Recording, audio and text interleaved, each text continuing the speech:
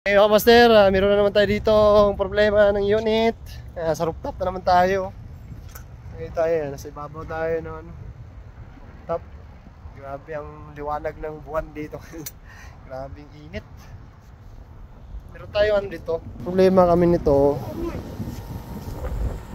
Yan ito, bagong install. Kaso ang problema nito, wala nang refrigerant, siya mababa. Kasi nga may leak. Nag-check kami dito, wala naman siyang leak.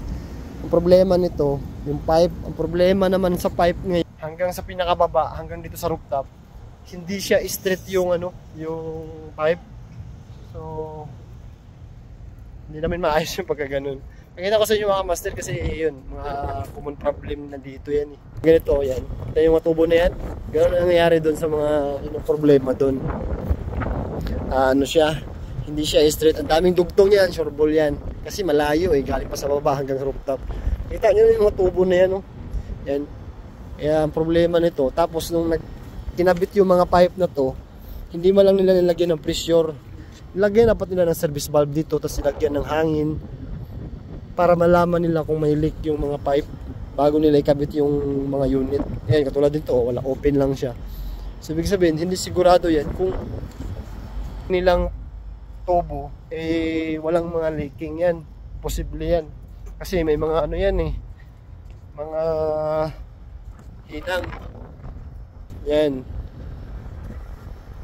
Ito, wala talagang mga hindi nila chinik, hindi niligtes, basta kinabit na lang itong mga pipe na yan. Kaya ito yung problema dito lagi. Lalo sa mga ganitong building. Ang ganda ng building, pero tingnan mo yung pipe nila, yung ginawa nila. Diba? Grabe. Tapos tingnan yung mga outdoor mga kamaster. Tingnan nyo, dikit-dikit na naman, Yan. Pagbuga ng hangin noon, higupin ng isa, higupin ng isa. Ito, higupin din ng isa. O, diba? The best. Basta may kabit na lang, Tulad nito.